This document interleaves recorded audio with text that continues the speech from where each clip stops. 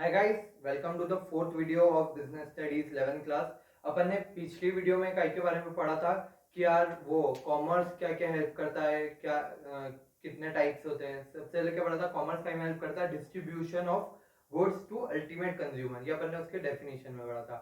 फिर क्या पढ़ा था कि वो काय में हेल्प करता है, सब हिंड्रेंस जो रहते हैं मतलब ऑब्स्टेकल्स है उसको पार करने में वो अपनी हेल्प कर रहा था। ऑब्स्टेकल्स कितने 6 टाइप के थे।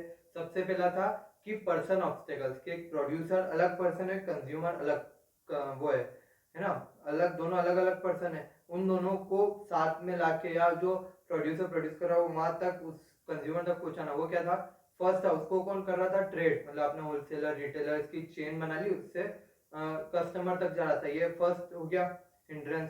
सेकंड हिंड्रेंस क्या था, प्लेस का। प्लेस मतलब कि वो जो प्रोड्यूसर है वो नोएडा में बैठा हुआ है, वो कंज्यूमर का यहाँ बैठा हुआ है अपनी सिटी में, ठीक है। तो अब नोएडा से आप तक कैसे पहुंचेंगे वो गुड्स, उसके लिए क्या है, उसके लिए आप वो कौन सा यूज कर रहे थे, ट्रांसपोर्टेशन, है ना। ट्रांसपोर्टेशन क्या था, वो भी एक कॉमर्स का पार्ट है, वो हेल्प कर रहा था आपको ये हिंड्रेंस सॉल्व करने में। थर्ड क्या था, पर्सन हो गया, प्लेस हो गया। थर्ड अपन ने क्या पढ़ा था, टाइम। क्या कोई गुड्स ऐसे हैं जो पूरे साल भर बनते हैं, यूज थोड़े टाइम में ही होते हैं, और कुछ ऐसे भी होते हैं जो प्रोड्यूस होते साल एक टाइम पे, पर यूज पूरे साल भर होते हैं। जैसे वीट, वीट उगता एक ही बार है ना, उसकी सीजन है तभी उगेगा, तो अपन खाते पूरे साल भर है। तो उसको भी आपको क्या मेंटेन करने के लिए क्या यूज होता है, कॉमर्स। उसमें कौन हेल्प करता है, वेयर हाउसिंग, कि आप उसको स्टोर कर लो और जब उसकी डिमांड है तब उसको सेल कर दो, ठीक है। फिर फोर्थ क्या था, टाइम हो गया। एक्सचेंज, एक्सचेंज में कौन हेल्प कर रहा था, बैंकिंग। क्या यूएस से डॉलर आ रहे हैं, चाइना से येन आ रहे हैं, इधर ऑस्ट्रेलिया से ऑस्ट्रेलियन डॉलर आ रहे हैं, तो इन सब को वो रुपए में कन्वर्ट करके एक जो यहाँ पे प्रोड्यूसर उसको दे रहा था। फिर फिफ्थ था रिस्क। रिस्क में कौन हेल्प कर रहा था, इंश्योरेंस, कि जो भी आपके रिस्क है मैं आपको, आप मेरे को प्रीमियम दे दो, मैं आपकी पूरी रिस्क मैं बियर कर लूंगा। फिर जो लास्ट था वो क्या था, नॉलेज। नॉलेज में कौन था, एडवर्टाइजमेंट, कि वो हेल्प कर रहा था कस्टमर को नॉलेज प्रोवाइड करने में, क्या बाजार में प्रोड्यूसर क्या क्या प्रोड्यूस कर रहे हैं, उसके लिए क्या है, एडवर्टाइजमेंट, ठीक है। फिर अपन ने उसके टाइप पढ़ते, एक था ट्रेड और एक था एड्स टू ट्रेड, ठीक है। ट्रेड में क्या क्या था, कि फर्स्ट था इंटरनल ट्रेड, सेकंड था एक्सटर्नल ट्रेड। इंटरनल ट्रेड में भी अपन ने दो पार्ट कर लिए थे। सबसे पहला क्या था, होलसेलर, इधर क्या था, रिटेलर। फिर एक्सटर्नल ट्रेड में अपन देखते उसमें तीन पार्ट थे। सबसे पहला एक्सपोर्ट, फिर इधर इंपोर्ट, और बीच में था एक्स्ट्रा पोर्ट, है ना। एक्सपोर्ट मतलब अपन अपनी कंट्री से बाहर बेच रहे हैं, इंपोर्ट मतलब बाहर वाली कंट्री से अपन ला रहे हैं, और एक्स्ट्रा पोर्ट मतलब अपन ने एक कंट्री से, बाहर वाली कंट्री से खरीदा और वो दूसरी बाहर वाली कंट्री को बेच दिया, है ना, अपनी कंट्री में लिया नहीं है। Import for the purpose of export, तो वो क्या हो गया, वो भी एक्स्ट्रा पोर्ट हो गया, ठीक है। अब एड्स टू ट्रेड में ये पांच आ गए थे, वेयर हाउस, अपने फाइनेंस, सबसे बैंकिंग, ट्रांसपोर्ट, फिर इंश्योरेंस, एडवर्टाइजमेंट और वेयर हाउसिंग, ये पांच चीज आ गई थी एड्स टू ट्रेड में। अब अपन आते हैं आगे कि इंश्योरेंस, रिस्क किस क्या होती है। रिस्क, रिस्क अपन कब से सुन रहे हैं, क्या जो वो होता है प्रॉफिट, क्या होता है, profit is the reward of risk. Businessman को रिस्क लेना पड़ता है, तो रिस्क होता क्या है, कितने टाइप का होता है, ठीक है। और रिस्क मतलब क्या है, क्या आप कोई बिजनेस कर रहे हो, ठीक है, तो आपको लॉस होने के भी चांसेस रहते हैं उसमें। लॉस होने के चांसेस मतलब कि आपने मान लो एक फैक्ट्री चालू करी, तो चांसेस है कि अर्थक्वेक आ जाए, चांसेस है कि फायर हो जाए, चांसेस है कि वहां चोरी हो जाए, तो वो क्या चांसेस है, अनसर्टेन है ना। तो चांसेस रहते हैं और वो लॉस भी हो सकता है, तो वो क्या हो गई, रिस्क हो गई। क्या रिस्क क्या है, it is the uncertainty of the occurrence of some event which result in loss, मतलब कुछ ऐसा इवेंट जो लॉस रिजल्ट करे, मेरे को लॉस हो, या फिर लेस प्रॉफिट, मतलब मैंने जितना प्रॉफिट सोचा था उससे कम प्रॉफिट हो, वो क्या हो गई, रिस्क हो गई, ठीक है। अब रिस्क के नेचर ऑफ बिजनेस रिस्क क्या होती है ना, वो बढ़ते अपन, अराइज ड्यू टू अनसर्टेनिटी, मतलब अनसर्टेन इवेंट, कोई सर्टेन नहीं रहता, मेरे को पता नहीं कि आज अर्थक्वेक आएगा, मेरे को पता नहीं आज मेरे फैक्ट्री में फायर लग जाएगी, ठीक है, अनसर्टेन है सब। Essential part of every business, कि हर बिजनेस में रिस्क होगी ही होगी, कहीं ना कहीं, कहीं बहुत छोटी होगी, कहीं बहुत ज्यादा रिस्क होगी, वो डिपेंड करता है, पर रिस्क तो होगी, ये मतलब बिजनेस जहाँ है वहां रिस्क है ना। फिर थर्ड क्या, degree depends on nature and size of business, ये कहीं पे डिपेंड करता है कि कितने रिस्क होगी, कि उसके साइज पे, क्या कितना बड़ा बिजनेस है, उसका क्या नेचर है, वो कहीं पे डिपेंड करेगा, वो डिसाइड करेगा रिस्क कितनी है। मान लो आपका क्रूड ऑयल का बिजनेस है, कि यार आप पेट्रोलियम बेचते हो, तो पेट्रोलियम के प्राइस बार बार ऊपर नीचे होते रहते हैं, तो यार रिस्क है, कभी एकदम से प्राइस कम हो गए तो ये आपके लिए रिस्क है ना। और अगर आप नॉर्मल छोटी सी दुकान लेके बैठे हो, एक पान की दुकान, तो उसके लिए आपको ज्यादा रिस्क नहीं कि ज्यादा कोई रुपए इधर उधर बढ़ेंगे नहीं, कोई कम नहीं होते हैं, सेम रेट चलते हैं अपने, जो जहाँ से पान आ रहे हैं वो भी सेम रेट में मिल रहे हैं और जो जा रहे हैं वो भी। पर रिस्क तो है ही, क्या कभी पान बाजार में मिलना ही बंद हो गए, है ना, या फिर मेरे जो टेस्ट है पान का वो लोगों को पसंद ही नहीं आ रहा अब, है ना। तो ये रिस्क तो हर बिजनेस में है, छोटा हो या बड़ा। तो बड़े बिजनेस में बड़ी ज्यादा रिस्क रहती है, छोटा बिजनेस है, सिंपल बिजनेस है, तो उसमें कम रिस्क रहती है। फिर profit is reward of bearing risk, ये अपन जो बचपन से पढ़ते आ रहे हैं अभी, है ना। बट क्या पढ़ कह रहे हैं कि प्रॉफिट क्या है, रिवॉर्ड ऑफ रिस्क है। अगर जहाँ आपको प्रॉफिट चाहिए तो आपको रिस्क लेनी पड़ेगी, ठीक है। अब कॉजेस, कॉजेस मतलब कि बिजनेस रिस्क के कॉजेस क्या है, क्यों होती है रिस्क, और उसके 4 कॉजेस है। फर्स्ट क्या है, इकोनॉमिक कॉजेस। इकोनॉमिक कॉजेस मतलब इकोनॉमी, अपनी जो मार्केट है ना या इकोनॉमी है, उसमें अगर कुछ रेसेशन आ जाता है, मान लो जैसे अभी कोरोना का इफेक्ट था, उसमें क्या हुआ था, सारे मार्केट बंद, हर चीज बंद है। अब उसमें सीमेंट की जो फैक्ट्रीज है, जो आयरन स्टील के, जो कंस्ट्रक्शन से रिलेटेड है, जो कपड़े की इंडस्ट्रीज है, वो सब तो पूरी बंद ही है अब, है ना। उन पे बहुत इफेक्ट हो रहा है। जो खाने पीने की है वो थोड़ी थोड़ी चल रही है क्योंकि वो इसेंशियल कमोडिटी है। तो अब क्या हुआ, क्या इकोनॉमी पूरे मार्केट की गिरा है।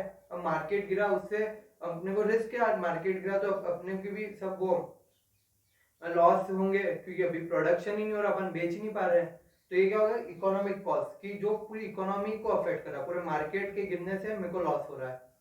सेकंड क्या है, नेचुरल कॉज। नेचुरल कॉज मतलब जो नेचर की वजह से, गॉड की वजह से हो रहा है ना, उसमें ह्यूमन का कोई हाथ नहीं। जैसे अर्थक्वेक हो गया, फिर फायर हो गया, फिर और क्या, स्टॉर्म, हैवी रेन्स, अर्थ वो थंडर, ये सब क्या हो गया, जो नेचर की वजह से हो रहा है ना, उसकी वजह से मेरे को अगर कोई लॉस होता है तो क्या हो गई, नेचर कॉज।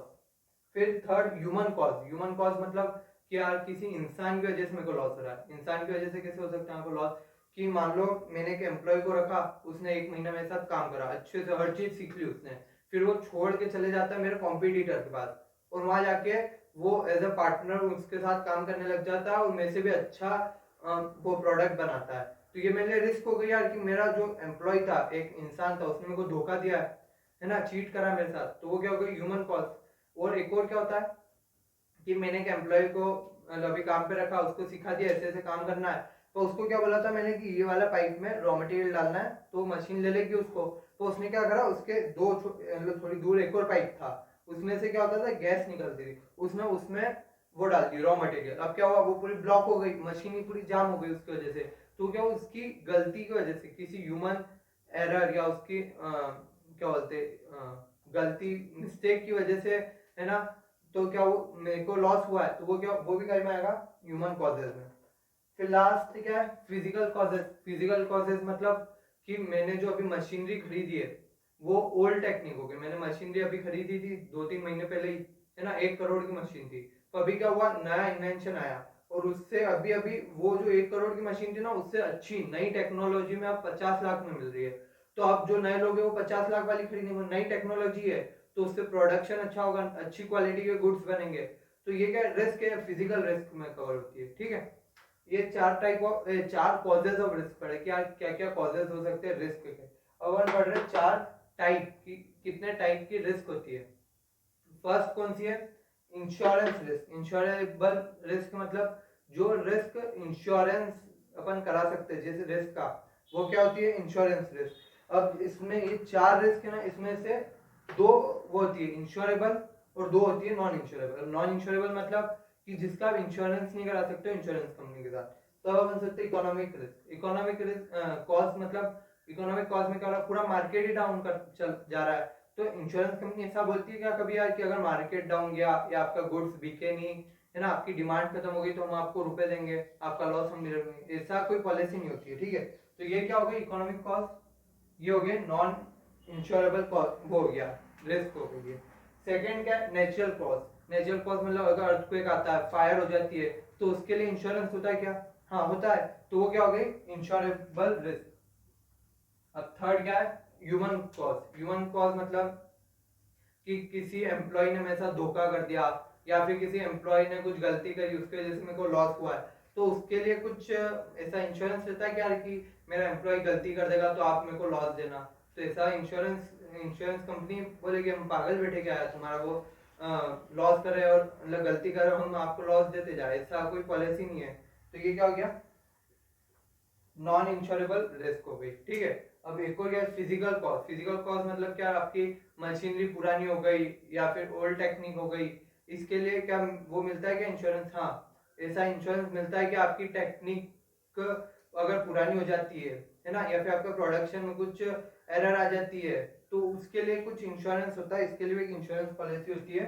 तो ये क्या हो गई, ये भी एक इंश्योरेबल वो है, रिस्क है, ठीक है। अपन ने दो पढ़ लिए, इंश्योरेबल नॉन इंश्योरेबल, ठीक है। अब थर्ड क्या, स्पेक्यूलेटिव रिस्क। स्पेक्यूलेटिव रिस्क मतलब कि जो रिस्क किसी स्पेक्यूलेटिव ट्रांजैक्शन, स्पेक्यूलेटिव मतलब सट्टा, है ना, सट्टा या फिर एक जिसमें प्रॉफिट और लॉस होने के चांसेस बराबर ही होते हैं, समथिंग समथिंग, ठीक है। अब जैसे मान लो 1 करोड़ की मैंने प्रॉपर्टी खरीदी, तो है ना, और वो मैंने क्या सोचा था 1 करोड़ 20 लाख की हो जाएगी, पर क्या हुआ मार्केट डाउन हो गया, उसकी वजह से उसके प्राइस हो गया 80 लाख रुपए। अब मेरे को आज पैसे की जरूरत थी तो मेरे को उसको 80 लाख में बेचना पड़ा, तो ये क्या हो गया मेरे स्पेक्यूलेटिव लॉस। क्या स्पेक्यूलेटिव लॉस हो गया, काय की वजह से हुआ, स्पेक्यूलेटिव रिस्क की वजह से, ठीक है। तो स्पेक्यूलेटिव रिस्क मतलब जहाँ पे प्रॉफिट और लॉस दोनों होने के चांसेस रहते हैं, है ना, कुछ भी हो सकता है एकदम से।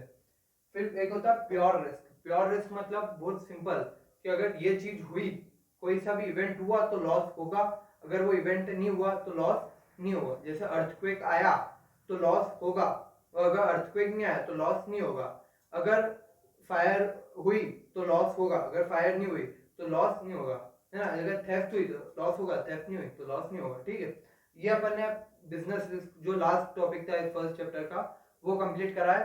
अब नेक्स्ट वीडियो में अपन सेकंड चैप्टर जो अपना फॉर्म्स ऑफ बिजनेस ऑर्गेनाइजेशन है, उसमें अपन अलग अलग टाइप्स ऑफ बिजनेस पढ़ेंगे, किस किस टाइप से बिजनेस कर सकते हैं वो चालू करेंगे। Okay, thank you.